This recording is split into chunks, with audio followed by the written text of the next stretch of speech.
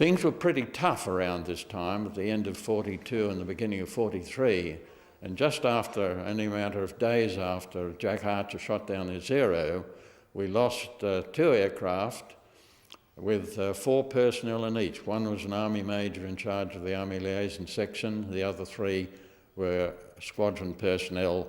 Both were hit by ground fire, both crashed, 2 of them in flames. 2 of the personnel were lost in a crash that came down in flames. The other 2 were actually captured from their aircraft, and I shudder to say it, but they were tied to trees and used as bayonet practice by the Japanese. Only a matter of days after this, I was hit by ground fire. I'd been doing a recce at some 1,000 feet. We couldn't fly any higher. Sometimes we were much lower. On this occasion, I was hit by ground fire, and suddenly everything went black. There was oil everywhere, and the aircraft just didn't want to fly very far at all.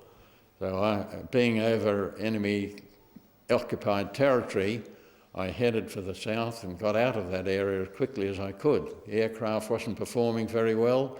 I got over clear country, kunai grass growing, no idea of how tall it was. I put the aircraft down into the grass. As soon as the wings got into that kunai grass, the aircraft stalled, and when a Wirraway stalls, it's a very violent manoeuvre.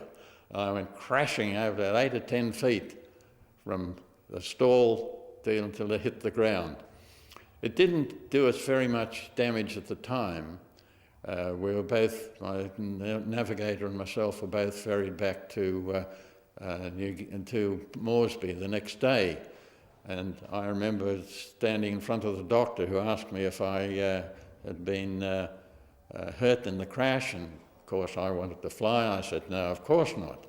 But these things have repercussions, and I've suffered from problems in my back since then.